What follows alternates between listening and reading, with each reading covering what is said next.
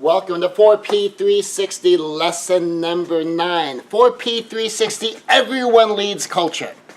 So we are wrapping up the core lesson today, and for me, this has been a fun presentation. It has been a terrific opportunity to kind of unpack the basics, kind of the 101 level of 4P360.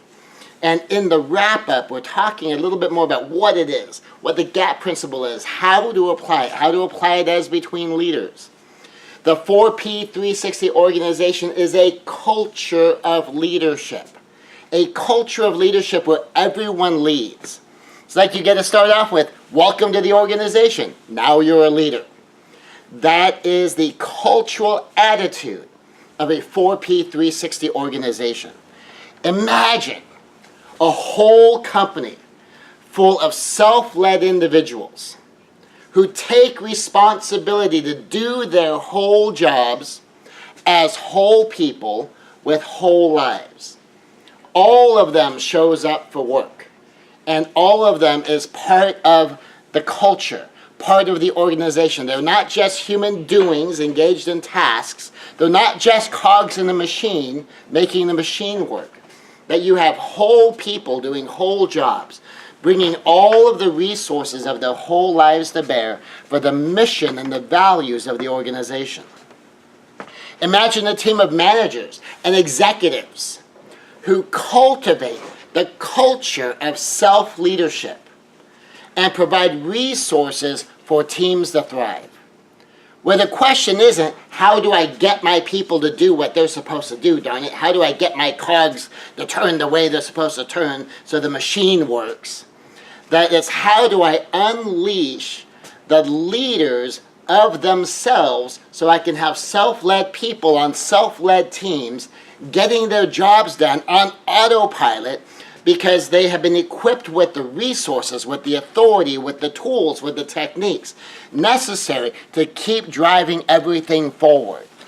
And then the executives and the managers, rather than having to be controlling, are rather unleashing, empowering, that they facilitate the self-leadership.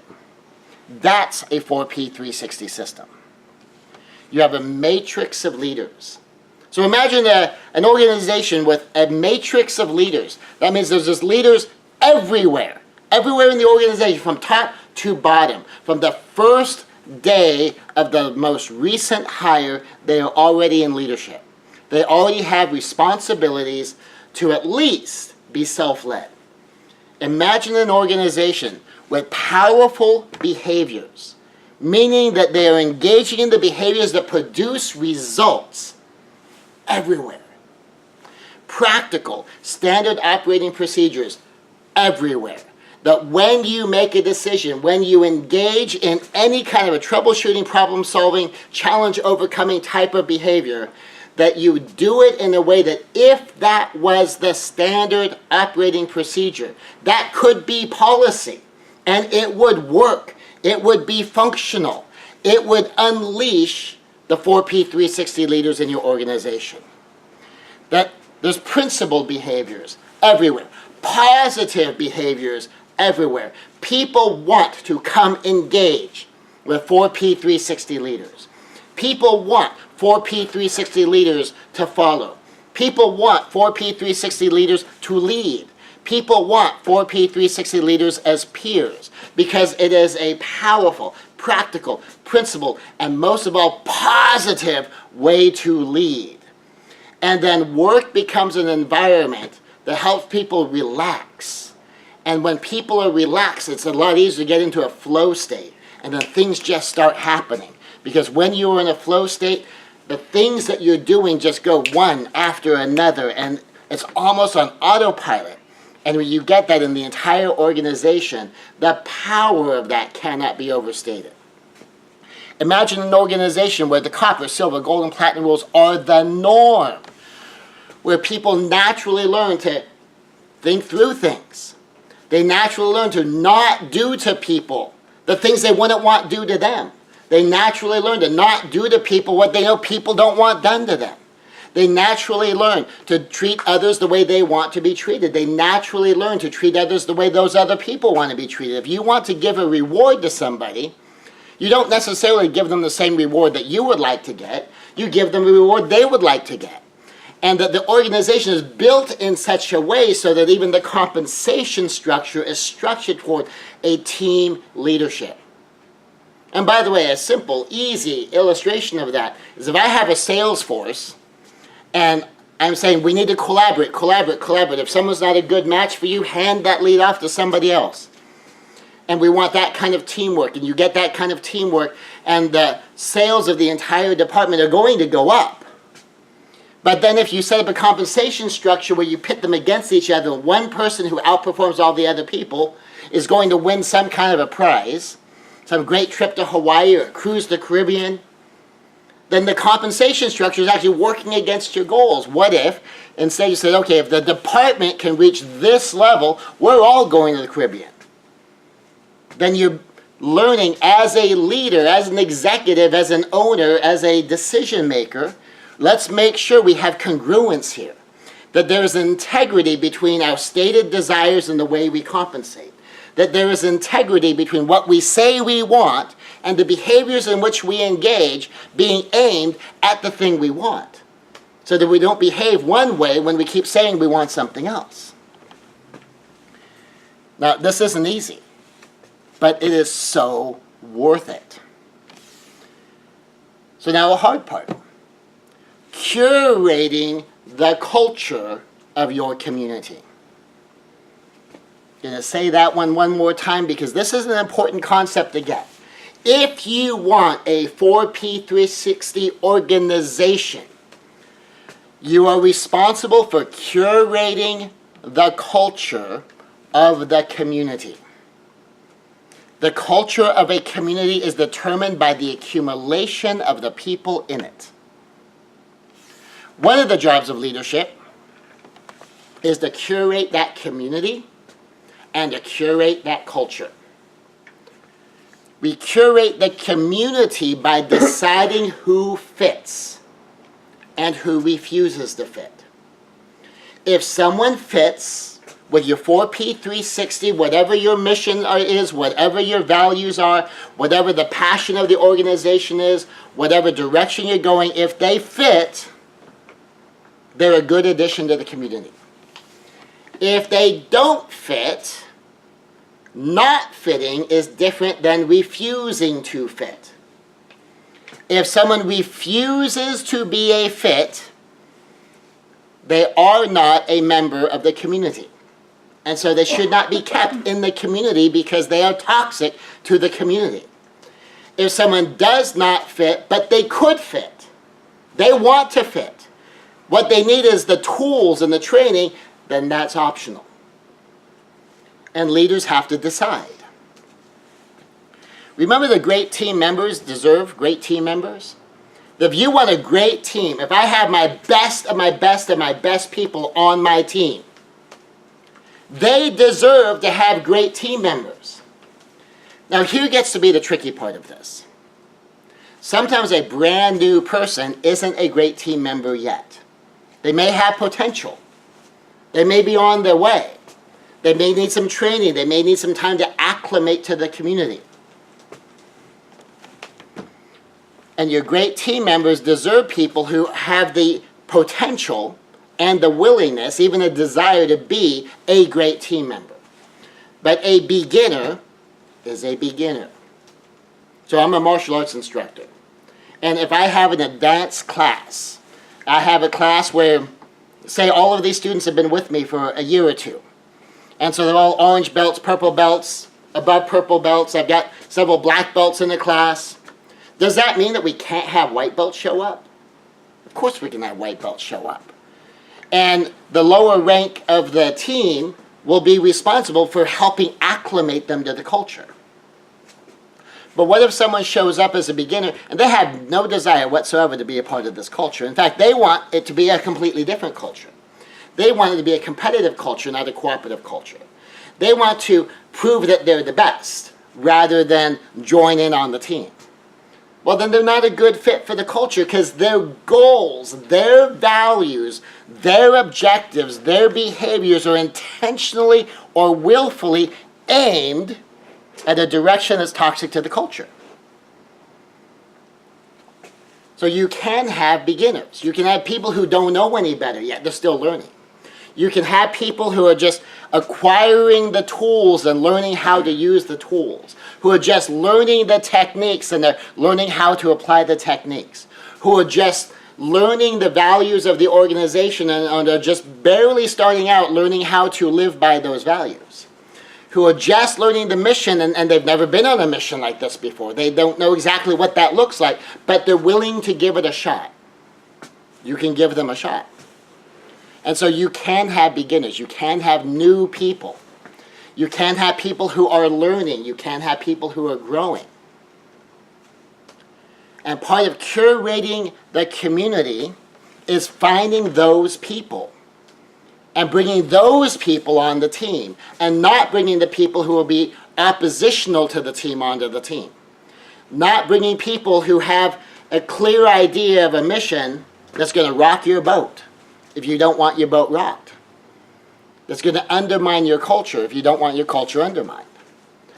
That's part of curating the community, deciding who's in, deciding who's out. And when you're a 4P360 leader and you're operating on powerful, practical, principled, and especially positive, this can be the hard part of saying, you're not invited because I don't trust you. I don't trust that you want to be a part of this community. I don't trust that you will be a plus, not a minus. I don't trust that when you are among your coworkers, when you are on this team, that you will be good company while enjoying the good company of the team so we can all get stuff together in a positive environment. I may not trust you to come at things as a partner rather than an opponent. And if that's the case, I have to think about where on the team or if on the team I'm going to allow you to be. And that can be difficult for a positively people-minded leader. Well, probably what's even harder is you have to release those who are toxic to the community. And that can be hard. Because if you have someone where their presence on the team is detrimental to the team, then we have an issue. This is where it can get tough. What if they, as an individual worker, gets the work done, but as a person, they are toxic to the team? It might be nice to keep that cog in the machine because the cog is an asset to the machine, but the person is toxic to the team. What do you do? Well, if you're curating your community, you may need to remove the person anyway. Even though they're a salesman who gets the sales. Even though they're an installer that gets things installed. Even though they're a troubleshooter who gets the trouble shot. Because if they are toxic to the culture, here's part of what happens. Remember, 70% of people who leave an organization are leaving the leadership. Leaders leave organizations when they have a personality conflict, an ongoing problem, with just 6 people in the organization. Even if there's 1,000 people in the organization, it just takes 6 to blow out a quality leader. Because the best of the best of the best, the top, even just top 20% of people, they don't need to put up with toxic. They don't need to put up with being on a team that is being undermined by a member of the team. They have options. They can move on at any time. And then if you start to lose your best people, that drags down the entire performance and the entire culture of your team. And that can be the biggest challenge of releasing those who are toxic to the community. Creating the culture, curating the culture, means we train for behaviors past just the job. It's not just about getting the work done. It's not just the cogs in the machine. It's the people. You are curating the community, you are curating the culture, which means training people in the behaviors. This is the way we troubleshoot these problems. This is how we do things. Curating the culture is part of the obligation of the leadership. couple of really short examples. If you work for Disney, you are supposed to refer to everyone who buys a ticket to come in your park as a guest, capital G. If you even so much as write guest with a lowercase g in a memo or a note, you will get called in. Because the level of respect of capital G guest is important to them. Because that's part of their culture. The people who work at Disney aren't employees, they're cast members. That you're putting on a show. You're creating an experience. Every single person who buys a ticket, the capital G guests, are there for an experience. And everyone who works for the company is there to provide them that experience. It's not just tasks to be done. You are on stage. You are a member of a cast. You're putting on a show.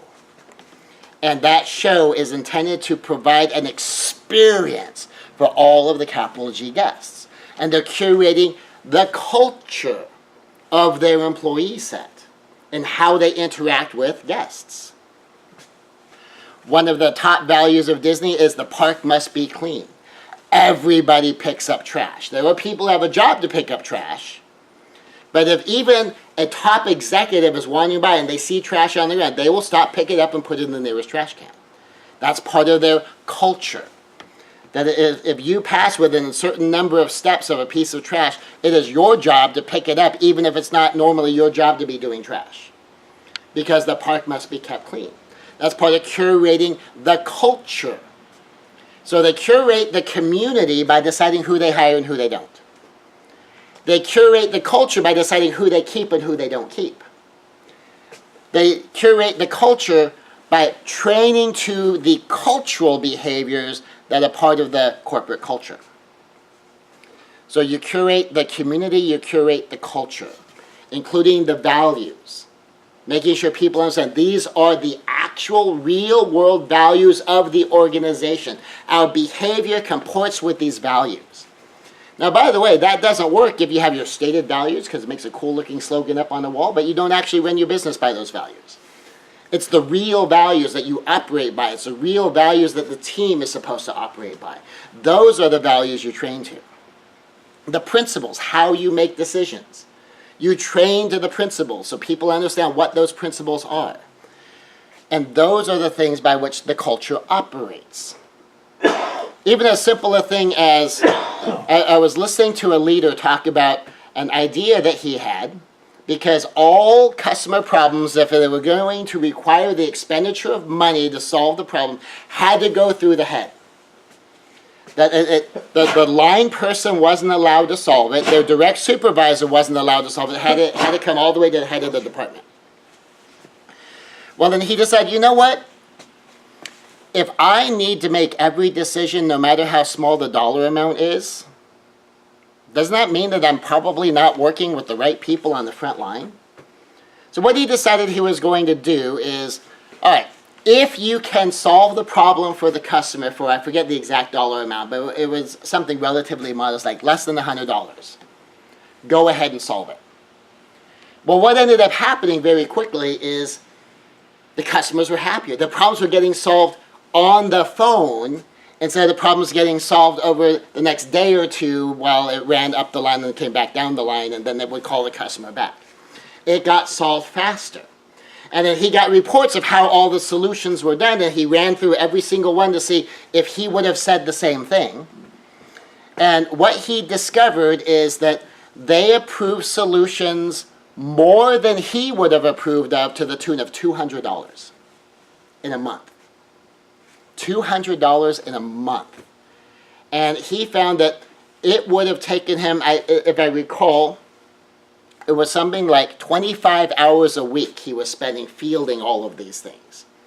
And when he realized he was paying himself $2 an hour to be the decision maker, to provide worse service to his customers, he's like, well, that's kind of stupid.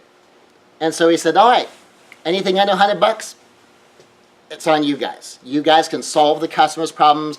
You be their hero. You be their problem solver. You make them happy. And Profits went up. Customers are happier. They're buying more stuff. They're coming back faster. And it's taking him 25 hours a week less time. And it's taking his line workers less time. So he's not burning his dollars on their time while they put together all the stuff to send up, and then they have to call the person back, where they could be on another call with another customer, actually making a sale, rather than troubleshooting the thing from 2 days ago. And so he curated his community well enough that he found out, I can trust them with $100 a customer. And then he decided to try an experiment. He said, well, let me up that to $400. If I can up that to $400, I can save myself even more time. So the line people can authorize anything on their own authority to $100, and the supervisors can do up to $400. And suddenly he has almost no problems that he has to troubleshoot at all. Well, now he can go about doing the business of the owner. He can go about doing the business of the CEO. He's not stuck just doing the business of the approval of small customer problems for $2 an hour. That is a ridiculous application of CEO time. And by curating the community and then curating the culture in that community, he suddenly realized, like, if I just unleash the leadership in my people, if I facilitate them being leaders, if I equip them with the authority within the realm of the good decisions I know they can already make, and then we just move people out that can't make good decisions like that. We put them somewhere else. Or maybe they're just not a good fit at all, but in his case there was no indication anyone was a bad fit. And his people got a kick out of being able to solve the customer's problems while they were on the phone with the customer. And all in all, it was a huge win. It transformed the culture of his organization. So for part of culture, we have Ohana. If you're familiar with the term Ohana from Lilo and Stitch, that's Ohana. Ohana means family. And family means no one gets left behind or forgotten. We also use it as a cultural acronym. And you'll find it in my books, The Ohana Way, The Ohana Way Report, the Discover Ohana Workbook. It's a vast part of my training, and it connects to a whole bunch of things. The acronym stands for these 5 things: Oasis, Harmony, Assertiveness, Nobility, and Aloha. Now, if you want to say it the way we say it when we're doing Ohana training, it's Oasis, Harmony, Assertiveness, Nobility, and Aloha. And if you came to 4P360 through the Ohana Way, you already know that 4P360 leadership is part of nobility. Be your highest and best self. Part of being a 4P360 leader is being your highest and best self in leadership. Being your highest and best self in peerage. Being your highest and best self as a direct report, as a member of someone else's team. Both 4P360 and Ohana are manifestations of the exact same principles. Ohana is the kind of community culture you build with 4P360. And 4P360 is the natural style of leadership in an Ohana culture. In Ohana, we have 5 fundamental manifestations of 4P360. We have Oasis, be a refreshing refuge. Work should be a place people can come to drop their guard, connect with other people, create the synergy, and make things happen. Harmony. We don't have to be the same to be together. And boy, is that critical in organizations. You need different temperaments. If you have someone with a powerful temperament, but they're not very good at the playful, connect with people temperament, you need a playful, connect with people person on your team. If you have someone who's powerful and playful, but they're not very precise, they're not very organized, they don't cross T's very well, they don't dot I's very well, if the balance sheets don't add up, they don't really know why, well then you need a precise person on your team. And if you got someone who is powerfully minded, which means that they seek the solutions, they seek the power to get things done, to get things solved, to get the trouble shot, to get the challenges overcome, that you have people already who have that playful, connect with people temperament. People just like having them around because they're the ones who make things fun. They're the ones who lift up spirits. And you have a precise person. You have your accountants, your attorneys, your engineers. But you don't have a peaceful temperament person on your team, someone who is a diplomat, someone who can get things to calm down when they're getting pretty intense. well, then you're going to have more conflict on your team. So you need all of it. So you need your team to be different. You need your engineers, accountants, and lawyers to also be able to work with your salespeople and your dynamic CEOs and the big personalities and the decision makers and then the work doers and the people who kind of keep things from falling apart as you go. You need all of these people. So harmony is so critical in any organization, because if all you have is an organization full of the exact same kind of people, you're going to have problems, because all these other not being filled in places are going to have stuff fall apart. Ohana is oasis, harmony, and assertiveness. Assertiveness is moving forward on purpose with respect for others. It's not aggression. Aggression is you just move without respect for others. I just want my way. Why? Because I want my way. Aggression often manifests in anger and sarcasm and judgmentalism and a condemning behavior and that constant backspin in someone's voice and this kind of forceful attitude. Okay, that's aggression. Assertiveness is very positive, because you've determined what your forward is, you do it purposefully, and assertive people understand when you start to get aggressive, you start to get pushback. When you're getting compliance because you're basically badgering people into doing what you want to do, you're getting punitive, you're getting judgmental and condemning, that they know I am being toxic to this culture that I am curating. And they stop, because that's not assertive. It's a lack of respect for other people. And the dual meaning of on purpose, meaning you are quite intentionally choosing this behavior because this behavior is aimed at all of your values. Which, by the way, we do already. We always autopilot on our real values.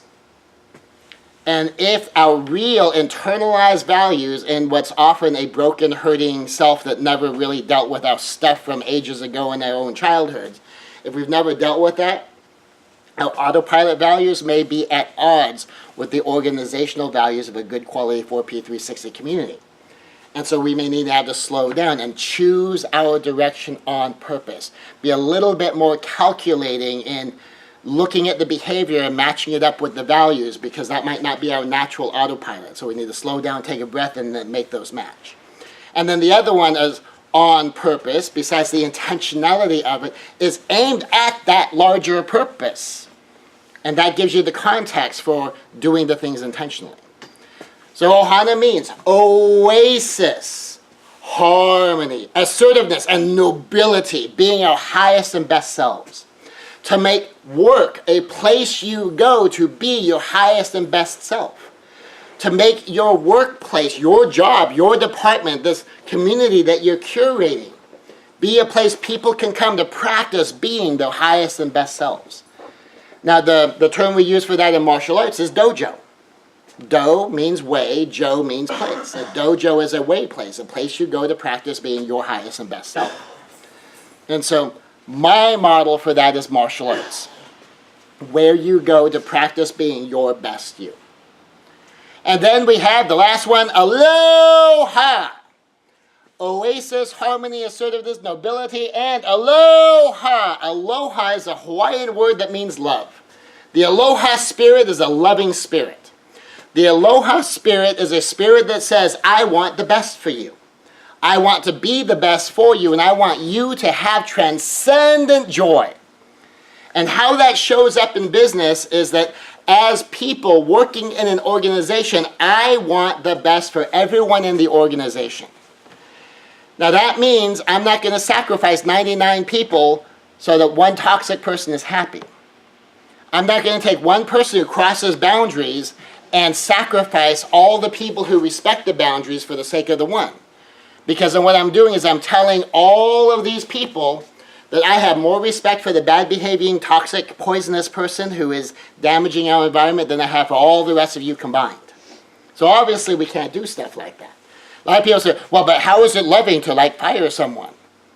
You are protecting the community. And you are protecting them from being regarded as the poison pill. Because one sufficiently toxic person can do enormous, lasting, sometimes permanent damage in any group. If you want an example, just think about any family. How many abusive people does it take in a couple to destroy a relationship? Do both of them have to be abusive, or only one? Only one. How about if you have a mom, dad, and 5 kids, but only one of the parents is abusive, but they don't get moved out? But it's okay, because we have to keep the abusive person. We know not to do that. That's dangerous to the kids. Well, when you go into an organization, it's the same thing culturally. You are not obligated to keep the person. Now, if it's one of your kids that are a problem, well, your kid's your kid. You're stuck with your kid. You have to figure out how to work with this child. But you have an obligation to curate your community. And so part of aloha is I will look out for the people who are part of the community. And part of that means I need to keep away from my community the people who are toxic to the community. And that's how you show love for the community as a whole. And that you bring in loving people, loving each other, people who want to be their best, people who want to be the best for each other, for the team, for the customer. And those are the people you keep. That's the aloha spirit for business. And in addition to the 5 fundamental manifestations of 4P360 that's embodied in Ohana, of being a family and having oasis, harmony, assertiveness, nobility, and aloha, the 5x5, there's 5 extra points underneath each one of those 5 that I'm not even going to list right now. But they're there. They're in the books. You can find them. 25 more self-consistent ways to embody 4P360 leadership. It's all integrated. Every part harmonizes with all the other parts. Total integrity across the board. So we've talked about this in the firing solution, a 4P360 fundamental, the GAP principle. The GAP principle is a foundational principle in the 4P360 leadership. It's pretty simple and straightforward. The basics are easy. What is? What do we choose? Now, what is and what we choose are the same, well, then we're done. There's no gap. If what is and what we choose is not the same, well, then we define that gap. What is the difference between what is and what we choose? And then you just consider, well, how do we bridge the gap? Is the small gap? Is the big gap? And some gaps, frankly, are insurmountable. So if this is what is, and that's what you want to choose, and the individual in the what is actually aimed in a different direction, they're moving in exactly the opposite way, well, that might not be a good partnership, and you're back to curating your community. So the GAP principle is how we already do just about all instant planning we already do. So we might think, I'm hungry. And what we choose is to not be hungry. So the gap is hunger, not hunger. I need food. And so then we make a plan to get food, which can be as simple a plan as open my drawer, grab the snack that I have. Or it could be go down to the cafeteria and buy something. It could be go out to lunch or go out to dinner or go to the kitchen and open the fridge. And then once we eat the food, we're no longer hungry. I mean, it really can be that simple. It can be simple or it can be complex depending how many pieces are involved in the gap. So when we train people using the GAP principle, when someone first begins at a new job, it can be presumed that they know very little or possibly nothing about how to do the job. I mean, you can go all the way down to a brand new fast food worker who doesn't know how the machines work, doesn't know the system, doesn't know the order, and so they know basically nothing. Whatever is the full job description, so whatever job they've been hired for, well, that's what we choose for them. Whatever the key performance indicators, the KPIs that are going to dictate how we know you're fulfilling your job description, that's the job. So we choose the job. And as we train team members, all we're trying to do is close the gap. Now, here's a problem we ran into. A lot of us, when we do training, we dump too much information on someone too quickly. I have watched in organizations where they will take 2 days training someone in a job 2 8-hour shifts showing them everything, and then expect them to actually remember everything. That's kind of tough. So instead of dumping too much on someone too quickly, parse out the training in bite-sized pieces and let them practice a thing so they can learn pieces of the job as they kind of ease their way into it, and they can develop not necessarily great competency, but at least a nominal level of proficiency so they understand it well enough to continue to move forward without needing ongoing training. By the way, this is another martial arts principle. I'm not going to have you show up on day one in 1 week of class and say, okay, here's all of the curriculum. Got it? Good, you're responsible for it now. I'm not going to do that. Instead, I'm going to say, okay, let's teach you this. And then you practice that 1 minute a day, and you practice every single thing every single month. And then over a cycle of time, as you keep accumulating new things, and you train and practice a minute a day, and as you learn this thing, you practice that every month. As you learn the next thing, you practice both of the things every single month. As you learn the third thing, you're practicing all 3 of them every single month. And as you accumulate it slowly over time, it's really easy to keep track of. But if I dump it all on you all at once, I'm the one making it almost impossible for you to know what you're doing. Now, if I parse it out to you in bite-sized pieces, and now all you have to do is you practice it and you review it, now you can. Doesn't mean everyone will, but you can. So as we train members to close the gap, give them pieces small enough and allow them to practice that piece long enough so you know they have proficiency. Because very often with new people in particular, especially if they're in one of their earlier jobs, they're afraid to come ask questions because they're thinking, oh, I know they showed this to me. Yeah, along with 80 other things. And they'll be looking at the machine and trying to guess how it probably works, or they'll wait and they'll watch someone and hopefully they saw it right. Hopefully the other person did it right. And so we want to make sure they develop proficiency as they go, or at the very, very least, we let them know when you have questions, not if you have questions, when you have questions, because we showed you a lot. Anything that isn't obvious to you, anything you don't remember clearly, please ask. Just ask. And we'll review it again. And then you will have seen it once, and then as we review it again, and we review it yet a third time, then you'll kind of get the hang of it. At least do that. So, if we're working to get them to gain proficiency, this, of course, requires good job descriptions. The job description must match the job. So if I'm not sure if I'm doing my job, I can go grab my job description, I can look at what my job description says.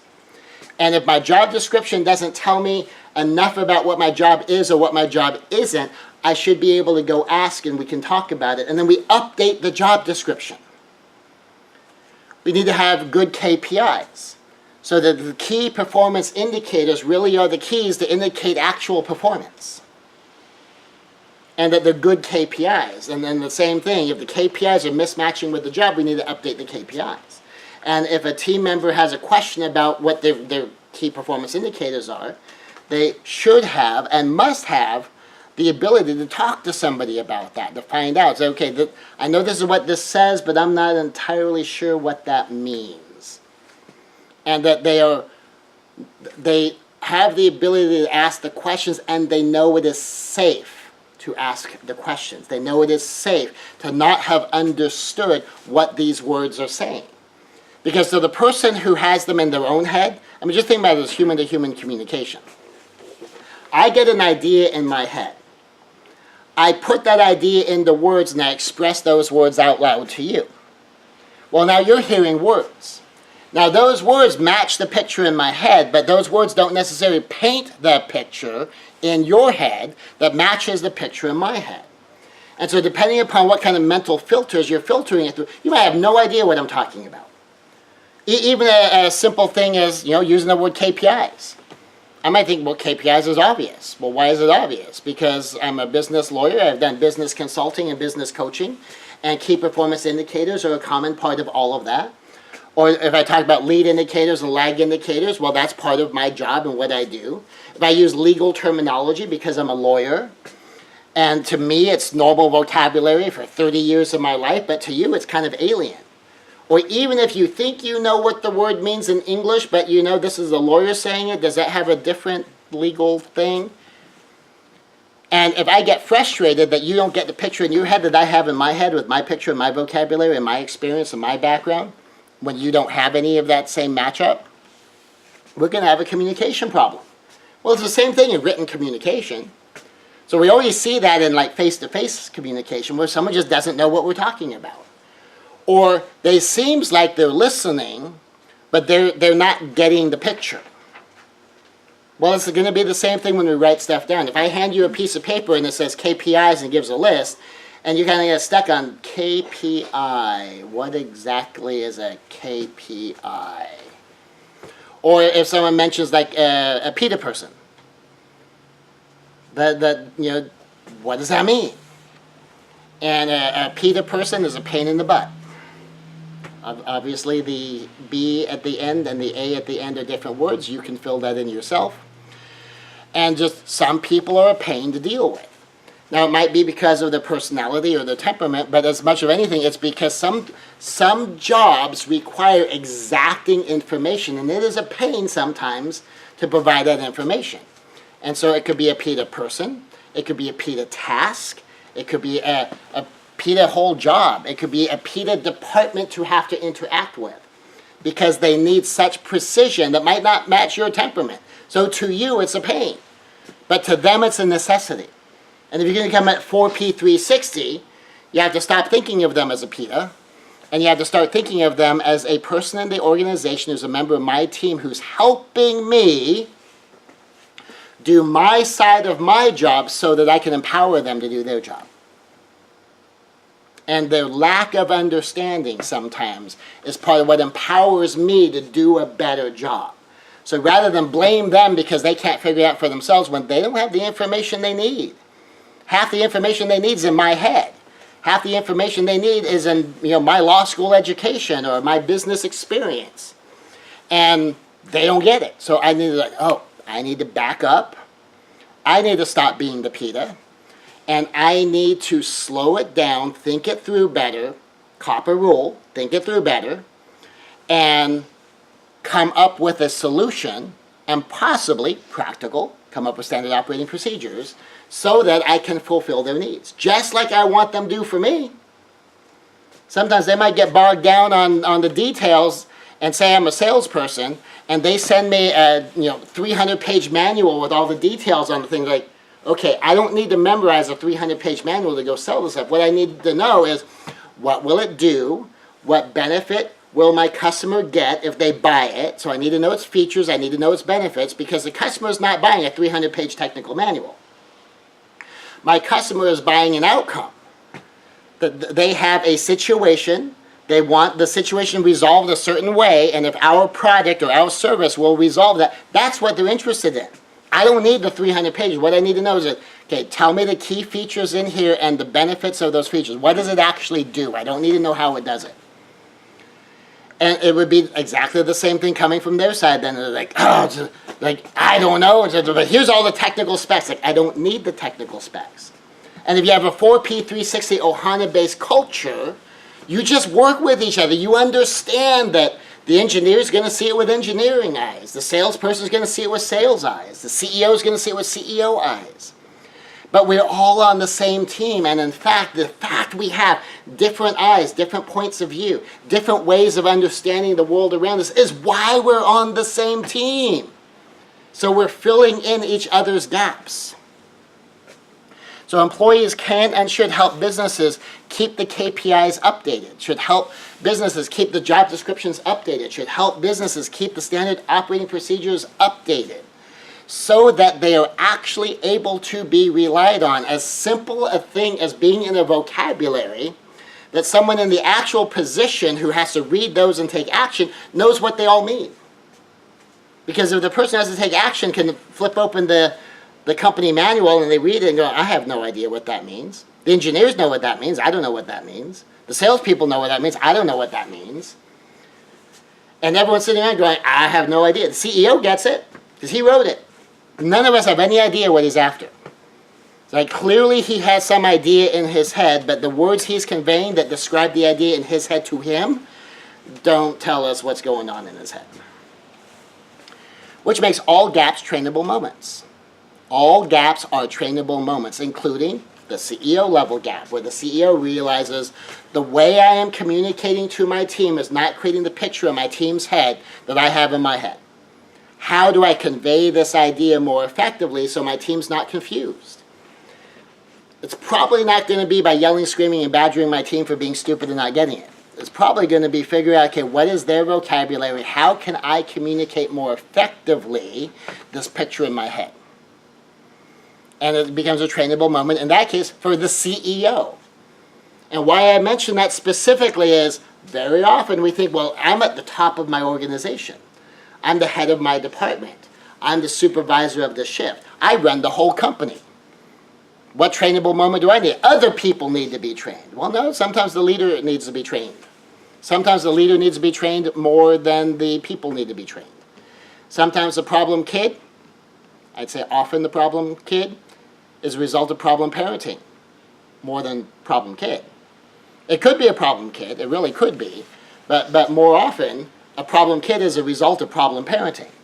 And if the problem parent wants the problem kid fixed without fixing the problem parenting, if the problem in the organization is a problem with the leadership, but the problem leadership just wants the problem solved at the employee level, they don't want to solve the problem at the leadership level, then you're going to continue to have a problem because the problem is going to keep metastasizing no matter, you could switch out everyone on the team, doesn't matter. If the leadership is the problem, they will create the exact same problem all over again and again and again. So all gaps are trainable moments, including with top leadership. If you are running into gap after gap after gap, and you want to close that gap, it might not be them. Could be the top leadership. And if you are that top leadership, you have to consider that gap might be your trainable moment. It is possible that a gap means a change in the role may be necessary, meaning that the person is in the wrong slot. This is not a job they are well equipped for, and they might need to be in not that slot. Now, whether that means they're not in the organization at all, or whether that means you just move them, are two separate questions. Very often you have a really, really good person at this level, and so they get a promotion to the next level up, but they're really not good at that level. I have watched where great salespeople got promoted to sales manager. Well, just because you know how to sell to customers doesn't mean you know how to manage the people who are selling to customers. And about 70% of team leaders make their team worse. We talked about that before.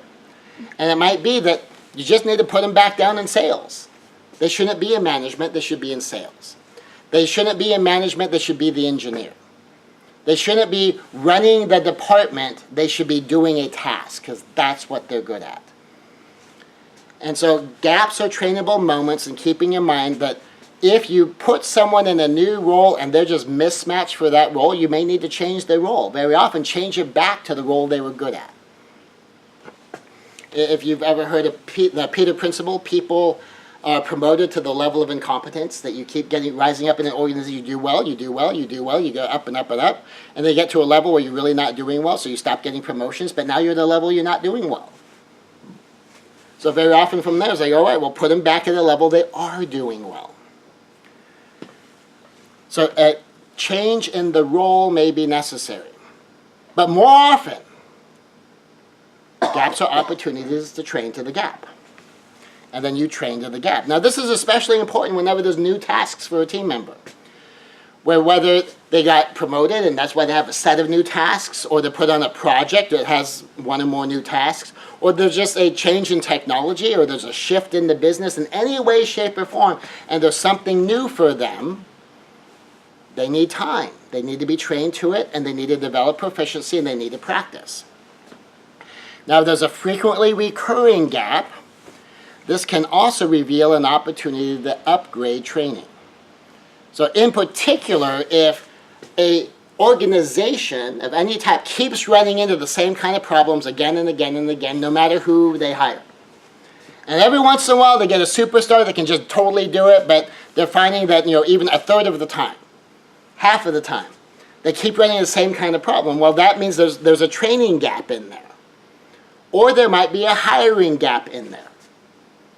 And that you either need to curate your community more effectively to make sure you're getting people who are able to do that third or that half, or more likely, you need to adjust your training so that you stop having the same problem again and again and again. So gaps also often reveal the need to develop more complete standard operating procedures so that people can flip open the manual and, okay, how do I do this?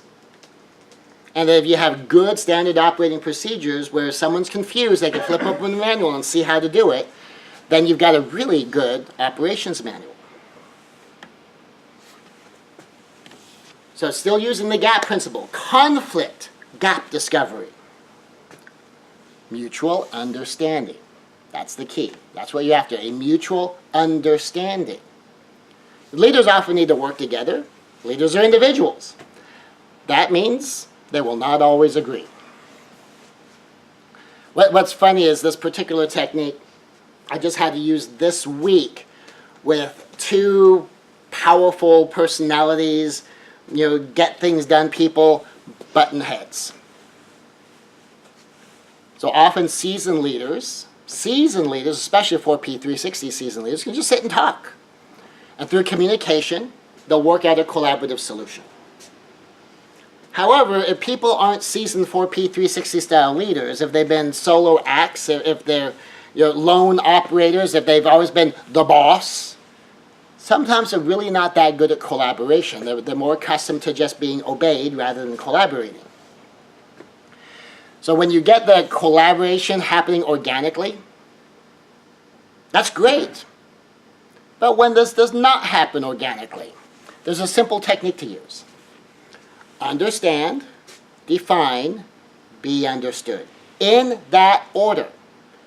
Understand first, define any unclear terms, and then seek to be understood.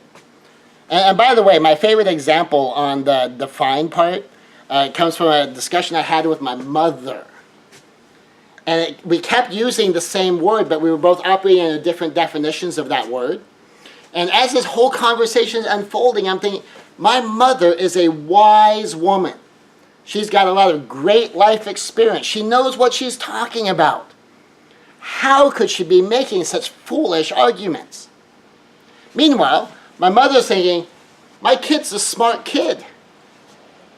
He went to law school. He has a PhD. I can't believe he's making such stupid arguments. But then here's one of the things. I know my mother's wise. My mother knows I'm smart. And so I'm thinking, so what would make her side make sense? Meanwhile, she's trying to figure out what makes this make sense to him. And I was able to figure it out because I'm smart. Is, maybe if she doesn't mean what I mean by this one word we keep using. And so I stopped and I asked her, what do you mean by this was, well, you know what it means. I said, okay, well, let me tell you when I use the word, because I asked her first, she said that she didn't have a clean definition, and I gave her a simple two-piece definition. She says, oh, no, that's not what I'm talking about. It's more like, and then she kind of like worked her way around a little bit, and I said, oh, okay, this is the word I use for that, and it means this. Goes, yeah, that's what I'm talking about. And so the whole time we've been talking, when we're using that word, that's what you mean? Oh, well, then everything you said made sense. Everything she said made sense. Over the definition of one word that was key to a 45-minute discussion. It was hilarious. Because I teach this stuff. I should have caught that earlier. So that's what you do. That's the purpose of define. What do you mean by that? How do you mean that word? How do you mean that phrase? To you, what does that metaphor mean? How do we then take this as practical policy so that I can know from now on that's what you mean when you say that? And how you use the understand, define, be understood is I start off listening to you. And I truly seek to understand. I'm not listening to respond. I'm not listening to argue. I'm listening to truly and deeply understand. And then I express my understanding to you to your satisfaction, so that you can listen to the words that come out of my mouth. I'm not just parroting what you said, because if I'm misunderstanding the vocabulary, parroting the words that you use doesn't mean I understand the concept. It just means I heard your words and I throw your words back at you. I may as well be like the tape recorder, rewind, play. You don't want to be that person. You want to be the person who understands what you're seeking to do. Not just hear the words, but to understand what they're talking about. Now, once you are satisfied that I understand, then you listen to me. And you reflect your understanding back to me until I'm satisfied that you understand. You figure 4 out of 5 times a collaborative solution will become fairly obvious. Because if you're dealing with quality leaders and they've gotten stuff done before, when they have mutual understanding, go, oh, okay, now I see where you're going with that. And figure 4 to 5 times you'll be able to develop some kind of a collaborative solution based on that, and then it becomes more organic again. But figure the rest of the time, though, a collaborative solution will not organically arise, but we at least have clarity. We have clarity on the gap between us. And clarity then allows us to have more effective communication to develop a strategy to deal with the reality of that gap. I have a point, you may also have a point. This is a fundamental principle of dealing with positions and opinions of others. So if you have these 2 leaders, now 4P360 leaders, which means there may be no relative authority involved. So 2 people with a 4P360 leadership mindset getting together. And they've communicated using understand, define, be understood. They already understand the point of the other leader. So then that turns from I have a point, you may have a point, to I have a point, and you have a point. Because we've already explored each other's points. And just starting with that level of respect, you have a point. You don't just have an emotional opinion. You don't just have an unsupportable position. You're not just throwing out nice sounding principles that you really don't mean. That you actually have a point. Because we've discussed this. We've sought understanding. Then we start with that level of respect and we move on to seek a higher third alternative. And here's a simple bit of that. There's a my way and there's a your way. And we're coming together for an our way. Anytime we have an opinion on a matter, even just an opinion, we have a way. If I have a position, I have a way. If I have a want, I have a way. That's my way. The goal of my way and your way when we collaborate isn't for me to try to get my way and you try to get your way. When we collaborate, our goal is to develop an our way. And 4P360 leaders in an Ohana-style culture are looking to build our ways. Here's part of the cool thing of why. Our way, a higher third alternative. Often something better than either of us would have come up with on our own. When we start to develop collaborative solutions, when we start to develop higher third alternative collaborations, then the us of the collaboration becomes something more than either of us individually. Neither one of us in servitude to the other. I'm not serving the your way, you're not serving the my way. But a unit, an us unit that operates with a synergy more together than either of us individually. More together than the accumulation of both of us individually. And then when you scale this to a larger team, then you have something truly powerful happening. When you're creating higher third and fourth and eighth alternatives, as you take this collaborative team brainstorming. And by the way, one of my basic brainstorming rules is never stop before 20.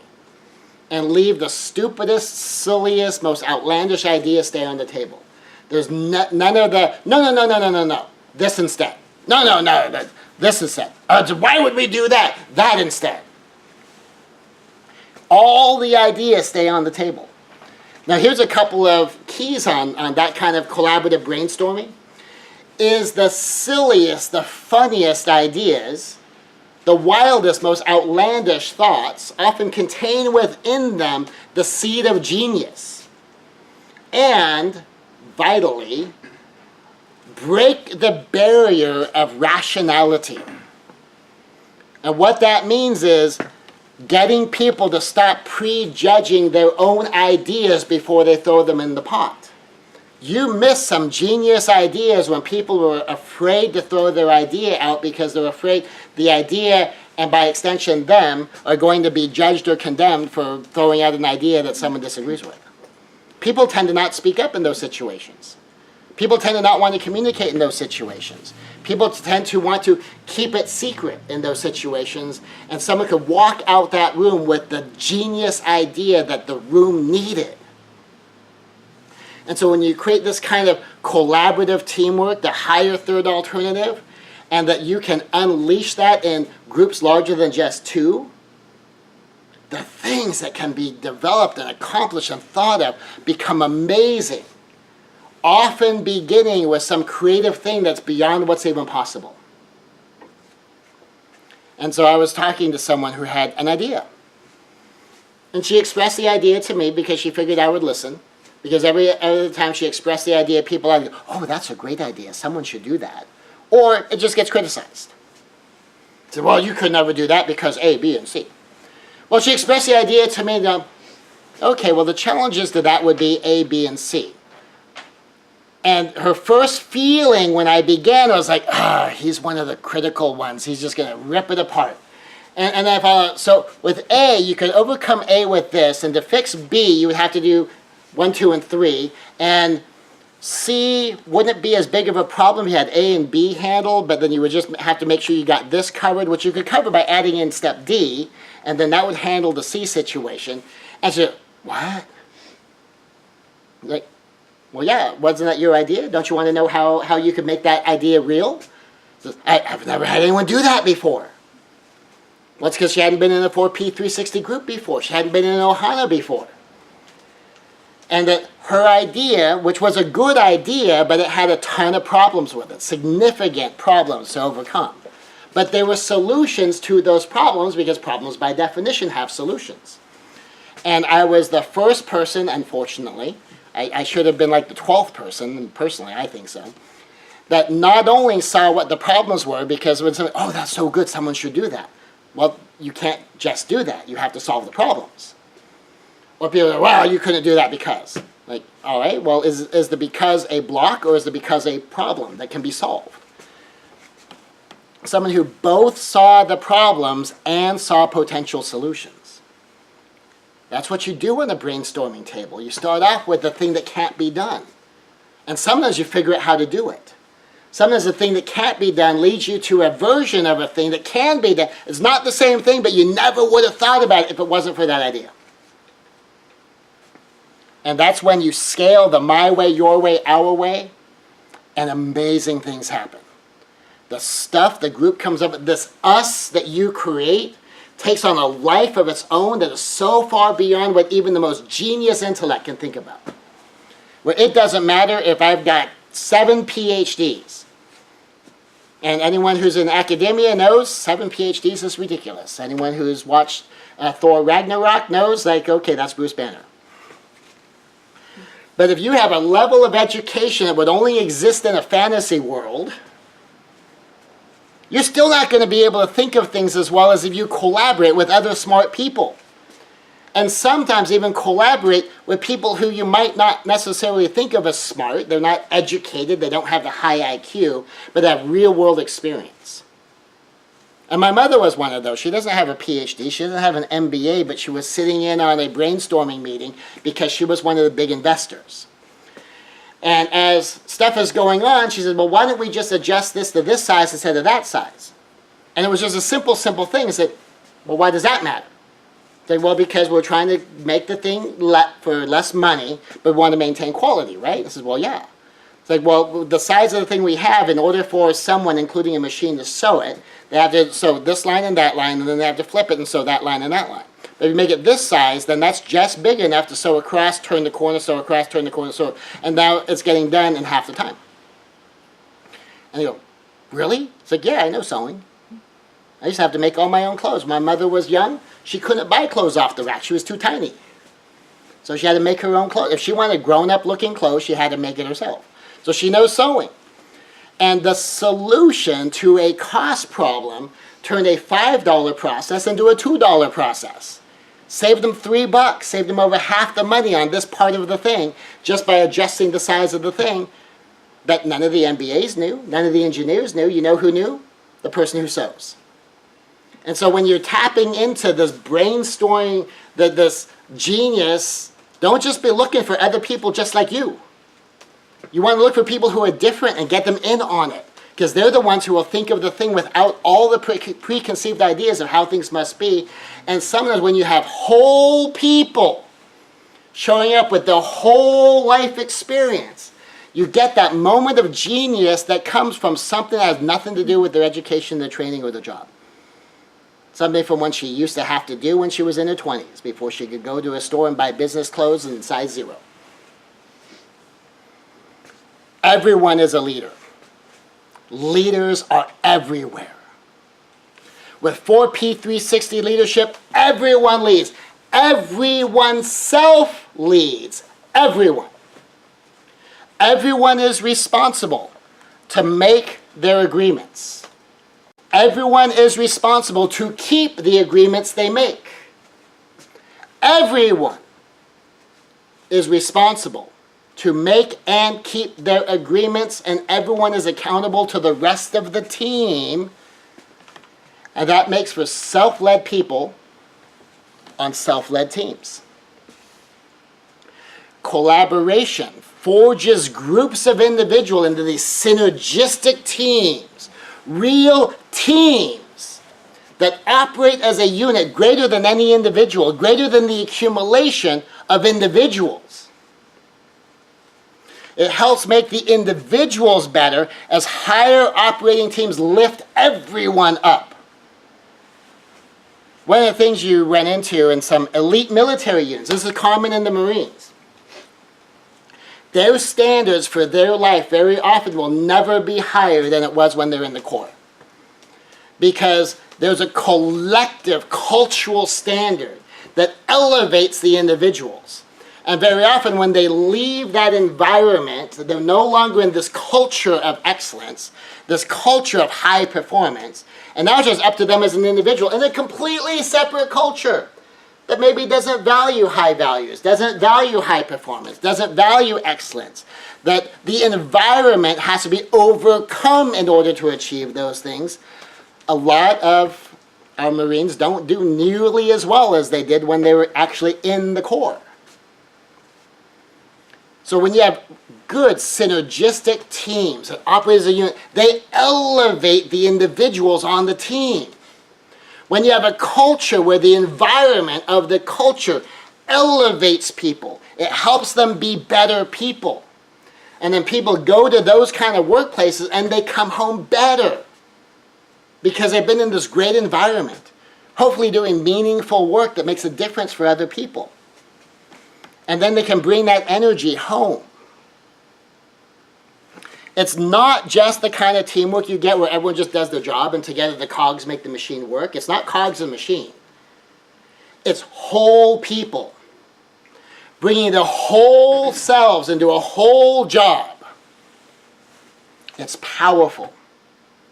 It's practical. It's principled. It's positive. And it takes leadership to the next level from the very start.